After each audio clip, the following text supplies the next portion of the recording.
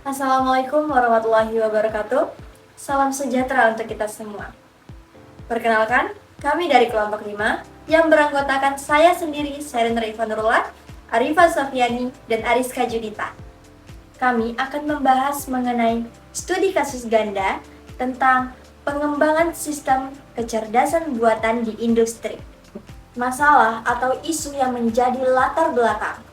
Kita tahu bersama, pada zaman sekarang, perkembangan teknologi AI sudah sangat berkembang dengan pesat.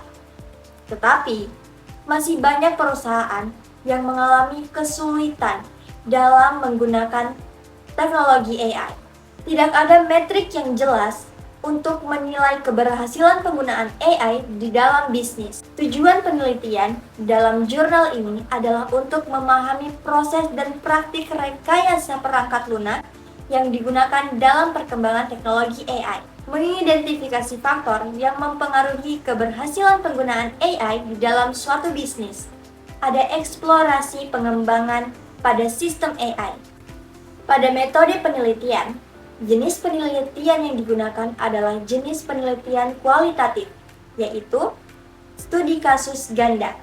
Data yang digunakan menggunakan data primer dari wawancara yang semi-struktur. Teknik yang digunakan dalam pengumpulan data meliputi dari 12 wawancara semi-struktur dan dari 7 perusahaan di Brazil, Norwegia, dan di Asia Tenggara. Teknik analisis data yang digunakan menggunakan teknik analisis tematik berdasarkan framework SMART.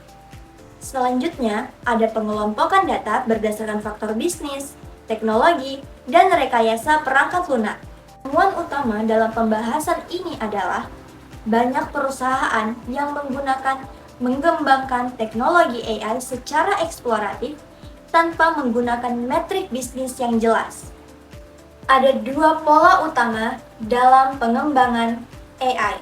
Yang pertama ada pola A. Pola AI yang berbasis bisnis. AI dikembangkan berdasarkan kebutuhan bisnis yang jelas dan memiliki metrik yang spesifik. Yang kedua yaitu pola B dengan eksplorasi AI. AI dikembangkan secara eksperimen dengan tanpa tujuan bisnis yang konkret.